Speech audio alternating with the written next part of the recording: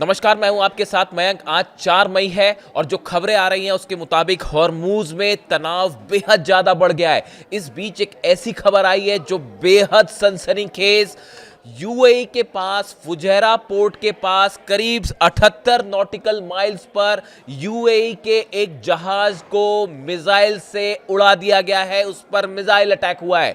ये खबरें हैं यूएई के करीब फुजेरा जो पोर्ट है उससे करीब 78 नॉटिकल माइल्स पर एक जहाज था, एक टैंकर था।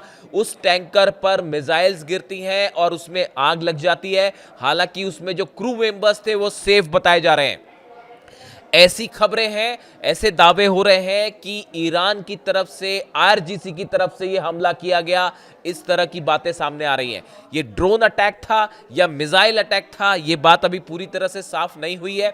कुछ जगह ये खबरें हैं कि ये मिसाइल अटैक था, कुछ जगह ये खबरें हैं कि ये ड्रोन अटैक था, लेकिन इस तरह की चर्चाएं हैं। हालांकि देखिए, मैं ये साफ करना चाहता हूं, ईरान की तरफ से अभी कोई क्लेम नहीं किया गया है। ईरान ने कहीं ये नहीं कहा कि हमने इस जहाज पर, इस टैंकर पर हमला किया है, लेकिन इस तरह के स्पेकुलेशंस हैं, इस तरह की चर्चाएं शुरू हो गई सोशल मीडिया पे कि ये हमला आईआरजीसी की तरफ से, ईरान की तरफ से किया गया था। लेकिन इसके दो एस्पेक्ट हैं। देखिए, क्या एक संभावना हमेशा ये भी बनी रहेगी कि क्या किसी तरह से ईरान पर आरोप लगाने के लिए इस तरह के हमले हुए और ये एक फॉल्स फ्लैग ऑपरेशन तो नहीं था ताकि आप हमला करें और ईरान को बदनाम करें। ये भी संभावना है। अभी वेट करना होगा कि इसको लेकर ईरान की तरफ से क्या कहा जाता है। देखिए, जो खबरें आई उसके मुताबिक a tanker has reportedly being hit by unknown projectile. ये कहा गया कि एक टैंकर को हमला हुआ, टैंकर पे, लेकिन किस चीज से हमला हुआ है, मिसाइल था या ड्रोन था, ये अभी साफ नहीं है। The United kingdom maritime trade operations जो है संस्था है जो कि नजर रखती है जहाजों के ऊपर, इनकी तरफ से ये कहा गया, adding that crew members were safe. The incident occurred 78 nautical miles north of UAE city of Fujairah, the agency said. यानी फुजेरा के करीब ये हमला हुआ है।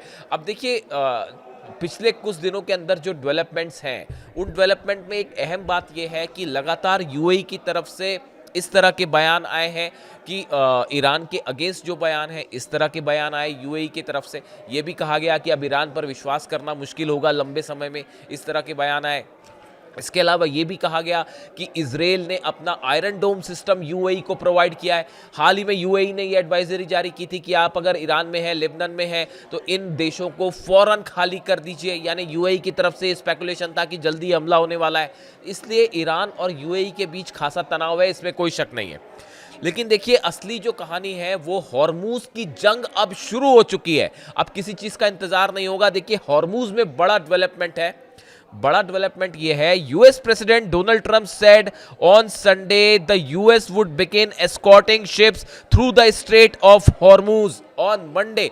देखिए, डोनाल्ड ट्रंप ये कह रहे हैं कि अब हॉर्मूज में अमेरिका के जहाज, अमेरिका के नेवी, अमेरिका के सैनिक वहां से जहाजों को एस्कॉर्ट कर कर निकालेंगे। देखिए, ये सीधा सीधा हॉर्मूज में घुसने की कोशिश के रूप में देखा जा रहा है और इसको लेकर ईरान सख्त नाराज है। देखिए, जो खबर है, US Central Command said it would use guided missile destroyers over 100 land and sea based aircraft, multi domain unnamed platforms and 15,000 service member in the effort.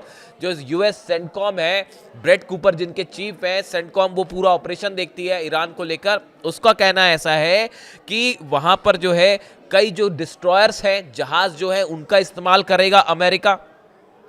100 से ज्यादा एयरक्राफ्ट का इस्तेमाल किया जाएगा और 15,000 अमेरिकी सैनिकों का इस्तेमाल किया जाएगा हॉर्मूज में, ताकि वहां से जहाजों को सुरक्षित निकाला जा सके, जिन जहाजों को अमेरिका निकालना चाहता है। ईरान का कहना है कि अगर ऐसा अमेरिका ने शुरू किया, जो कि कहा जा रहा है कि आज से शुरू हो जाएगा, तो यह हॉर्मूज में ऐलान, जंग ऐलान होगा और सीधा सीधा सीज फायर का उल्लंघन होगा। यह ईरान पर हमले की तरह होगा। इस तरह की खबरें आ रही हैं जो देखा जा रहा है। The Iranian top law maker Ibrahim अजीजी says any US interference in the straight will be considered a violation of the cease fire. Iran की तरफ से बड़े नेताओं ने बात कह दी है कि अगर अमेरिका ने अपने जहाज यहां भेजे अंदर हॉर्मूज में और वो एस्कॉर्ट करके निकालना शुरू करे, तो उसके बाद सीधी जंग होगी और ये सीज फायर यहां टूट जाएगा। देखिए, यूएस कांग्रेस में डोनाल्ड ट्रंप कुछ भी कहते रहे कि हमने अब जंग खत्म हो गई है, या उनके अधिकारी जो बयान देते रहे, हकीकत यह है हॉर्मूज में बड़ी जंग शुरू है। और जंग सिर्फ ईरान और अमेरिका की नहीं है, ये जंग अब रूस और अमेरिका की हो चुकी है, रूस, अमेरिका और चीन की हो चुकी है। देखिए, चीन ने अपने वॉरशिप्स भेजने शुरू कर दिए हैं हॉर्मूज के करीब, ताकि वहां से जो चीन के टैंकर्स निकलते हैं उनको सुरक्षित निकाला जाए। बताया जाता है पुतिन ने भी यह फैसला कर लिया है कि अगर हॉर्मूज को अमेरिका ने ज्यादा दिन बंद रखा तो रूस के वॉरशिप्स और रूस की नेवी भी हॉर्मूज आएगी। यानी आप देखिए, हॉर्मूज में अब भयंकर जंग छिड़ सकती है, और ईरान ने इसके लिए बड़ी तैयारी कर ली है। अगर अमेरिका की यह एक्सरसाइज अगले चंद घंटों में शुरू होती है, ईरान के जितने आइलैंड्स हैं सब पर मिसाइल्स तैयार हैं, सब पे Abu Mahdi anti warships missile तैयार है। चाइना की तरफ से बड़ी संख्या में मिसाइल्स ईरान पहुंच चुकी है, यह खबर कंफर्म है, इसमें अब किसी को कोई डाउट नहीं होना चाहिए। अमेरिका की जितनी खुफिया एजेंसीज हैं उन्होंने इस बात को कंफर्म कर दिया है, जो खबरें हैं सूत्रों से, कि चाइना से बड़ी संख्या में एंटी शिप मिसाइल्स जो है वो प्रोवाइड कर दी गई है, वो सबकी सब तैनात है। ईरान की करीब 500 छोटी बोट्स हमला करने के लिए तैयार है। ईरान की जो सबमरीन्स है वो तैयार है, टॉर्पीडोज तैयार है। यहां तक कि जो दावा बार बार डोनाल्ड ट्रंप करते हैं कि हमने ईरान की नेवी को तबाह कर दिया, खबरें ये आ रही हैं 60% जहाज और नेवी जो है ईरान की वो पूरी तरह से सुरक्षित है और बड़े हमले को तैयार है। ईरान ने एक बड़ा प्लान तैयार किया है कि अगर अमेरिका के जहाज स्ट्रेट ऑफ हॉर्मूज में एंटर करते हैं, यूएई की तरफ से आगे बढ़ते हुए एंटर करते हैं, उन जहाज़ों को, देखिए स्ट्रेट ऑफ हॉर्मूज बड़ा सकरा इलाका है, वहां पर अगर एक बार जहाज आता है, वॉरशिप आता है, तो उसको वापस जाने के लिए जो टर्न लेना पड़ेगा, जो बड़े डिस्ट्रॉयर्स हैं अमेरिका के, अगर वो वहां अंदर आते हैं और अगर उनको यू टर्न लेना है तो वो लेने में उन्हें बहुत वक्त लगेगा, और ये वो टाइम होगा जब ईरान की सेना घेर कर हमला कर सकती है और वहां फंस सकते हैं अमेरिका के डिस्ट्रॉयर्स, जिस तरह की खबरें हैं। यानी देखिए, अभी आज जो डेवलपमेंट है उसके मुताबिक हॉर्मूज में अब तक का सबसे बड़ा तनाव जो है वो शुरू हो चुका है, और हालात ये है कि अब आमने सामने हैं अमेरिका और ईरान के जहाज वहां पे। इसके अलावा देखिए, एक बड़ी खबर की चर्चा, कल मैं दिन भर इसको फॉलो करता रहा, कि एक 14 पॉइंट का प्रस्ताव कहा गया कि ईरान की तरफ से अमेरिका को भेजा गया। इस प्रस्ताव को लेकर तमाम चर्चाएं हैं। डोनाल्ड ट्रंप ने कहा हम इस पे बात करेंगे, हम इस पे चर्चा करेंगे, लेकिन देखिए 2-3 चीजें बिल्कुल साफ है। ईरान की तरफ से जो भी प्रस्ताव सामने आए या जो भी चर्चा के मुद्दे सामने आए, उसमें एक बात साफ ये है, ईरान अपने न्यूक्लियर प्रोग्राम पर बात करने को तैयार नहीं है, बात नंबर 1। ईरान अपना यूरेनियम छोड़ने को तैयार नहीं है, बात नंबर 2। और ये दोनों मुद्दे ऐसे हैं जिसको लेकर कभी किसी डील की संभावना है ही नहीं। इसके साथ ही ईरान ने हालांकि एक डिप्लोमेटिक जो कोशिश की, वो बहुत अच्छी कोशिश ये थी कि इसमें जो प्रस्ताव रखा गया, इसमें ये कहा गया कि एक पैक्ट साइन होना चाहिए, एक डील साइन होनी चाहिए, और उसमें देखिए जो बात इस ईरान के इस प्रस्ताव में रखी गई वो बेहद अच्छी बात है। ईरान की तरफ से एक अच्छी डिप्लोमेसी का प्रदर्शन करते हुए ये बात लिखी गई कि एक पैक्ट साइन होना चाहिए जिसमें अमेरिका भी साइन करे और इजराइल भी साइन करे कि आने वाले समय में ईरान पर हमले नहीं होंगे। अगर आप इस बात की गारंटी देंगे तो फिर हॉर्मूज को धीरे धीरे खोलने पर विचार किया जा सकता है।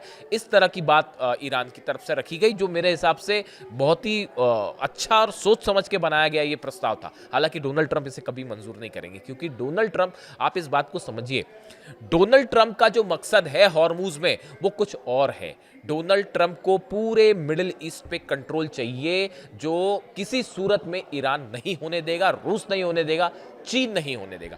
बात सिर्फ यूरेनियम तक या न्यूक्लियर प्रोग्राम तक सीमित नहीं है। इजराइल किसी भी सूरत में किसी समझौते को कभी आगे बढ़ने नहीं देगा, जो स्थिति बनी हुई है। यानी ये एक ऐसा डेडलॉक है।